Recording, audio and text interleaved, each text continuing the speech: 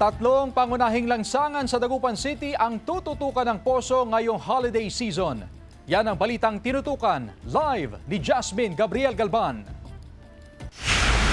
Jasmine? Chris, ngayong holiday season ay naka-alerto na ang Dagupan City Police Office. Ganun din ang Public Order and Safety Office para matiyak na maayos ang sitwasyon sa lungsod at maayos din ang traffic flow sa mga pangunahing kalsada sa Dagupan City. Pinaghahandaan na ng Public Order and Safety Office ang Christmas traffic sa lungsod ng Dagupan. Partikular na binabantayan ng mga POSO enforcer ang kahabaan ng A.B. Fernandez Avenue, kung saan madalas maitala ang traffic build-up. Bukod sa A.B. Fernandez Avenue, tututukan din ang traffic situation sa Arellano Street at M.H. Del Pilar Street. 15 traffic enforcer ang nakamando rito mula alas 6 ng umaga hanggang alas 4 ng hapon. Iba pa ang karagdagang puwersa na papasok ng alas 11 ng umaga hanggang alas 8 ng gabi.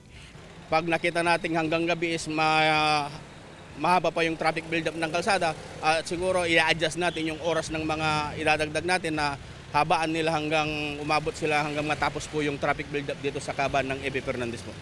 Ayon sa POSO, inaasahan na madaragdagan ng 30% ang volume ng mga papasok na sasakyan sa lungsod ngayong Kapaskuhan. Pansamantalang hindi muna pinagagana ang traffic light sa panulukan ng A.B. Fernandez at Rizal Street upang hindi maipon ng mga sasakyan. Nakaalalay rin ang ilang miyembro ng Dagupan City Police Office sa mga POSO enforcer. Bukod sa Christmas traffic, tututukan din ng POSO ang posibleng pananamantala ng ilang tricycle driver na maniningil ng sobra sa kanilang mga pasahero. Ang tricycle driver na si Randy, hindi raw alintana ang traffic. Mas inaalala raw niya ang kanyang kaligtasan sa lansangan. Pag-ingatan na lang po ng once sir, yung pagdadrive, saka alalay lang sa pagmamaneho sir. Ngayon pa lang, maaga na nagpaalala ang POSO na pairali ng disiplina sa kalsada para sa ligtas na biyahe o pamamasada. Abaan po natin ang pasensya at nandito kami palagi na laging aalala sa inyo para sa kaayusan ng traffic dito sa siyudad ng Dagupan.